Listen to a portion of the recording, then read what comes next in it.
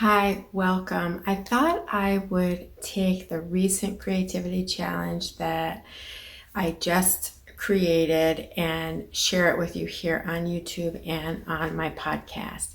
So, what this challenge is all about is getting your creative projects done in a step by step fashion, really narrowing down the creative process into 4 parts and then a bonus part about sharing once you have completed your project. And when I say creative project, yes, it can be the creative arts, dance, music, painting, writing, poetry, of course, but it can also be a creative visionary model for life change, or for helping the environment, or for strategic planning. I mean, basically anything that comes from your creative impulse that I call these downloads, these creative ideas that come to us, and they can be so inspiring at first, but then we can get stuck and not move forward on them. So that's what this challenge is about.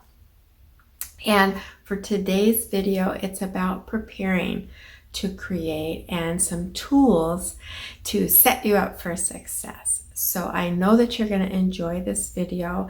And this was a live Facebook event that I did last month. And so we're just going to move on into the video now, and I do have a creative mentoring offer available right now. I'm going to talk about it at the end of the video, so if you're interested, you can watch through to the end, or if you know you'd like to read more about it, you can check it out in the description below. I also have a free consult process, which is like a play date with me, where we can dive into intuitive art and tarot for a breakthrough, a creative breakthrough for you. So that would give you a little taster if you'd like working with me. The link to sign up for that is below as well. Okay, bye for now. Hey everybody, I'm live on Facebook again. Boy, it's been a minute. I have gone live on Instagram, but I'm back in the group, the Make Art and Manifest Your Creative Life Facebook group, which I'm recharging with energy and bringing back to life after a little hiatus since our last challenge, which was back in May 2022. So here we are, day 1 of the Get Your Creative Project Done challenge. It's a 4-day challenge, and I'm making it fast on purpose just to get the energy flowing. This is a creative project of mine, leading a challenge, and I want to have a lot of energy, and doing lives is one of the ways that I bring energy to my work and my play and my creativity. And so I want that for you too. Hi, Hillary, welcome.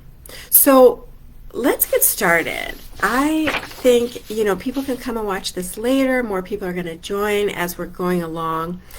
But I want to tell you a little bit about the challenge and why it's important to get your creative projects out of your head and into the world.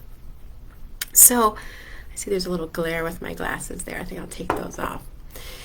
The reason is it's painful when we don't express our creativity. And I don't know if you've experienced this, but I definitely feel that pressure, that nagging feeling. It just keeps coming back, the same idea, the same desire to get ideas out there. And sometimes there's so many, even choosing is part of it. But it hurts not to express our creativity. It hurts us. So it's a form of self-care or self-love to get our creative projects to completion.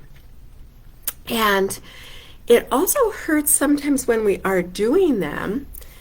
Cleaning your studio as your creative challenge. Oh, I love that. For studio visit, I want to create a great space for the gallerist. Oh, that is awesome. Thank you for sharing that. Oh, that's so exciting. I love interior design, and how you lay everything out is an artistry as well as the art itself. So Sometimes it hurts to do our creative project as well, and that has a lot to do with mind drama, what our mind is doing, both the conscious and the subconscious mind. And so we're going to talk about how to deal with that during this challenge so that the process of creating can be easier, can be more enjoyable, and we won't avoid it if we get into mind drama.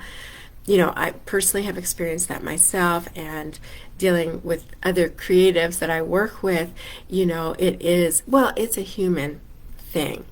And, that actually segues, so that's the introduction. That's why we're here. It hurts not to do it, and we want to lessen the pain of doing the creative challenge.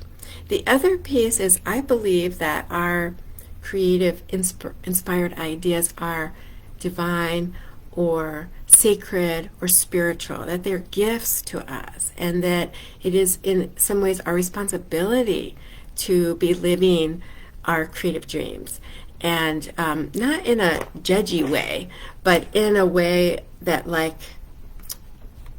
just gives it more purpose or can help us feel that it's important to do it. Sometimes we can think, well, who would even like this or who would need this? But it is needed in the world. It's needed for our self-care, and then it's needed for others. So that is a win-win. So the first step, this talk today is about preparation, preparing to work on your project or to play with your project. And the reason we need a little preparation is because we can get stopped before we even start. So the first step is to be clear on what you are focused on. And Hillary, you've got a very concrete idea there. I love that. That's perfect for a quick challenge like this. But sometimes we have a lot of ideas, or sometimes an idea comes and the doubt comes right on the tail. It gets shut down before we even start. Oh, who am I to think that? Or all these things would be required of me to do that. This is what the mind does. So the human mind and body wants to keep us in the familiar, in the safe, in the predictable. And any creative idea is going to be new just by the term creativity, right? It's something we have created or that we will create. And so we're going to have to notice these doubts, and the way I want to introduce one way to deal with it at the beginning, which is to just create some distance between ourselves and the doubtful thoughts, the thoughts that come up. Just observe the thought. Oh, that's a doubtful thought. Identify what it is, recognize it's human nature. Everybody has them. Even the most expressive people out there have had their doubts, and so you're not alone with that. It's normal. And so just observing it and then moving on anyway. That is the key. To understand your inspired or creative idea is important, and the doubts are just there to keep you kind of in a rut. So the familiar, the same, actually becomes stagnation. So we don't want things to be totally the same. Our spirit is longing to expand, to express, to do something that's our heart's desire, right? Express that creativity. And so giving that more weight than the doubts. And if you have a lot of ideas like me, then I would encourage you to pick for this week what is most fun.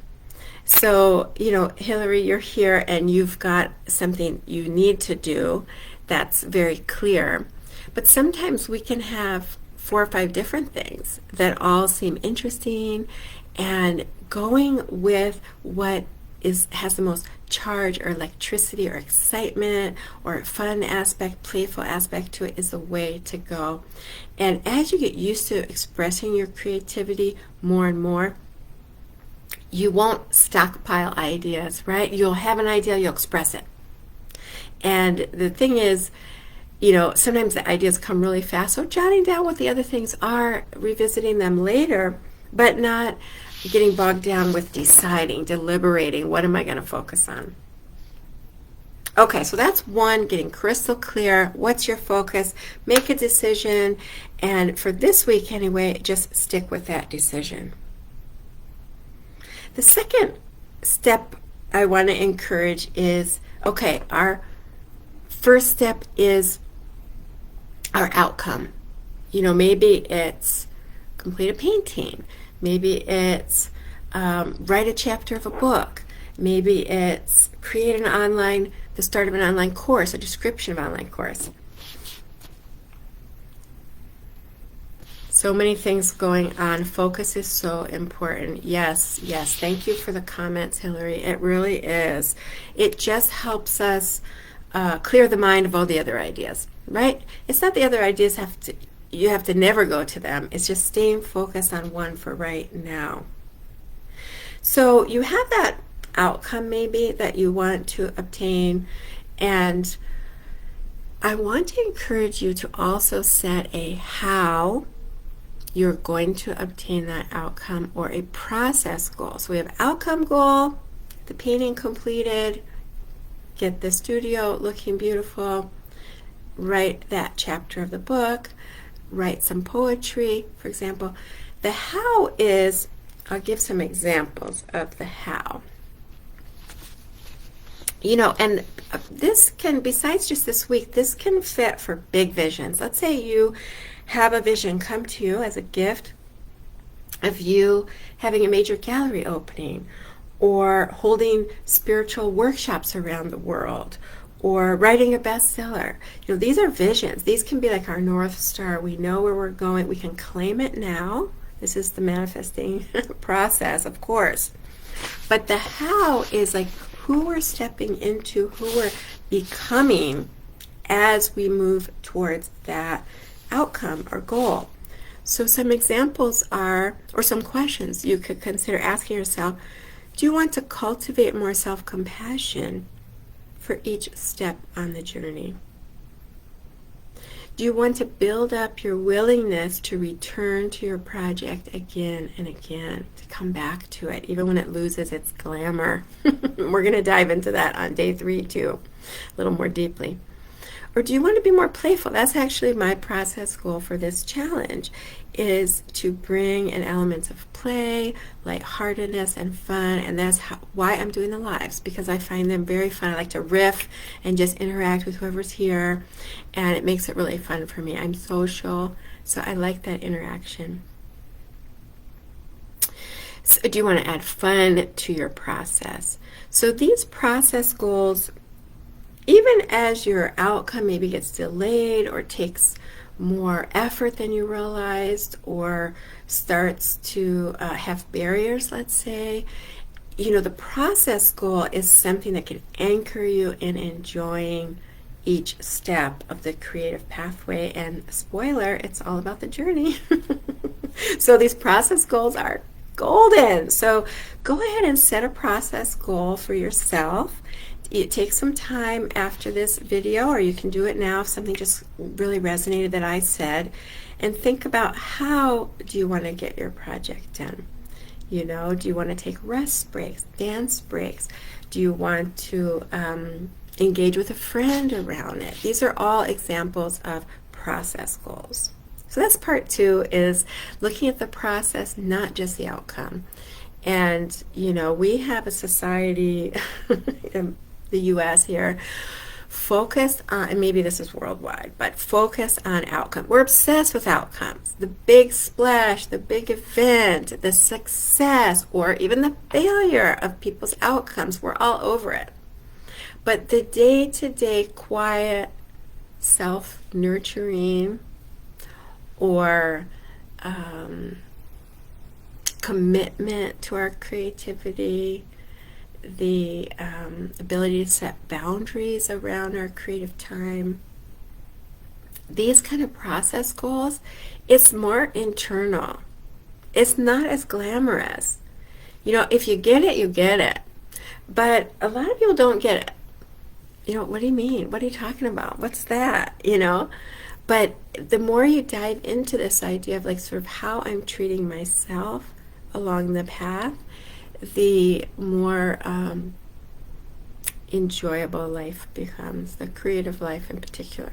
So, okay, enough about that. That's number 2.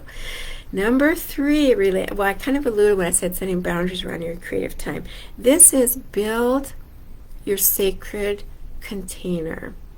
And that is simply a time and a space to create, and then any supplies. So this one is real tangible, and it is, it does relate a little to the idea of discipline, which I know that is like, cringy word for some of us, myself included.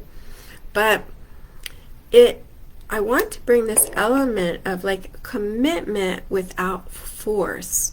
So, putting time on the calendar to work on your creative project or play with your creative project. Having a space, maybe you have a room, maybe, it's a multi-purpose room.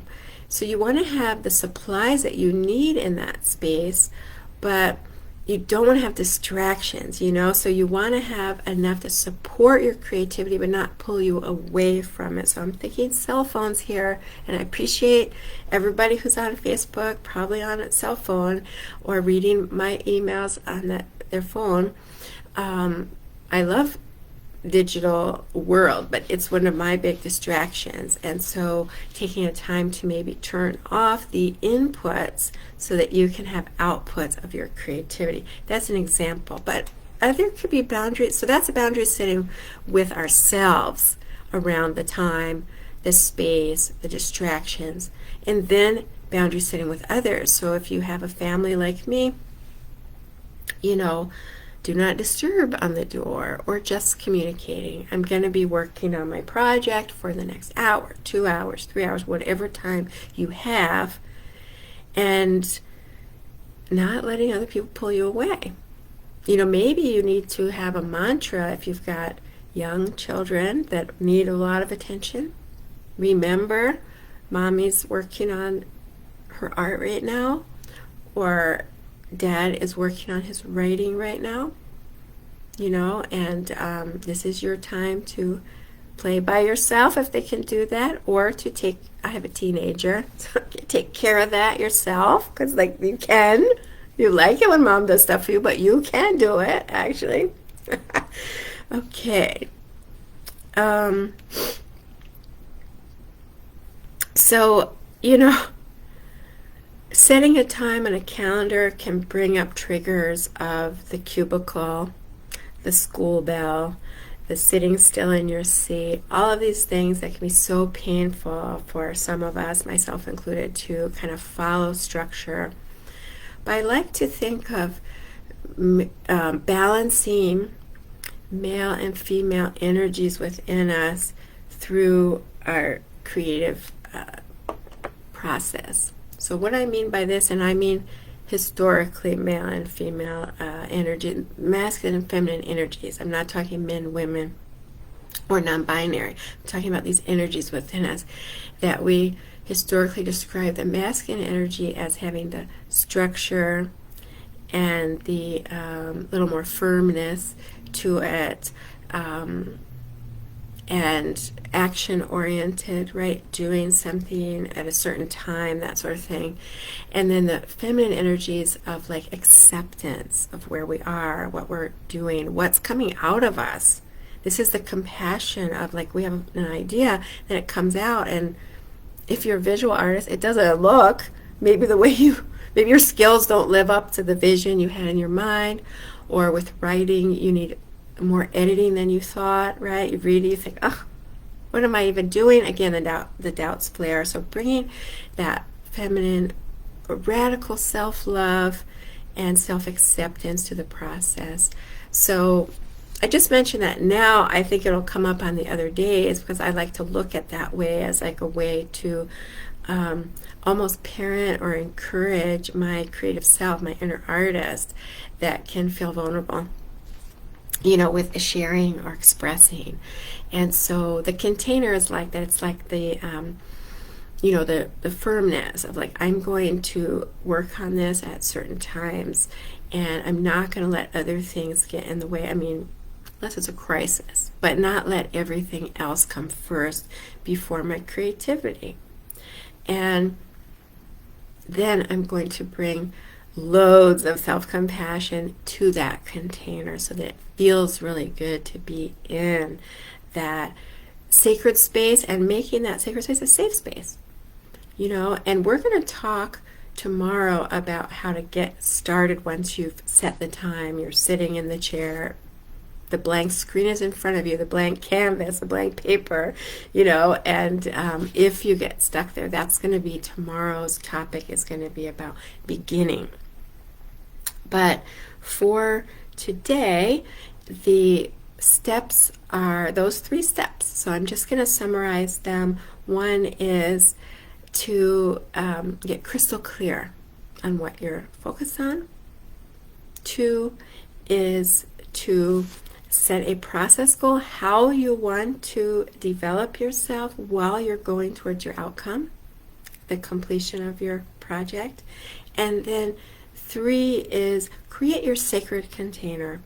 So if it's for this week, maybe that looks like a half an hour before bed, or 20 minutes after work that you're going, it can be small.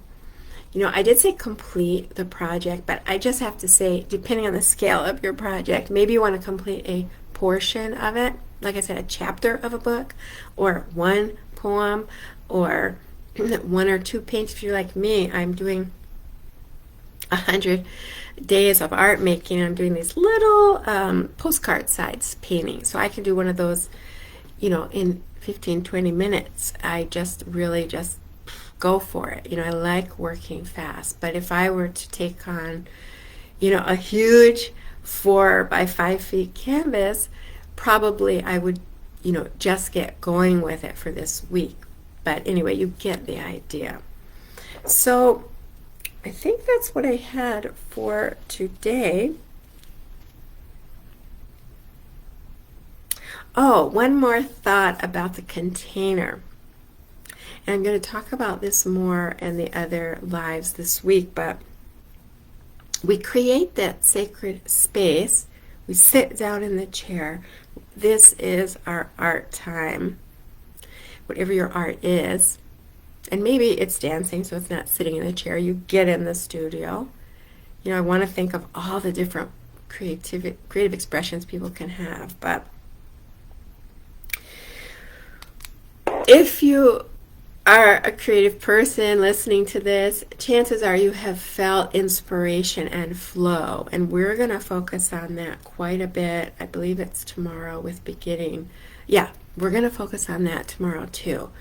But what we're doing with the container is we are inviting flow in.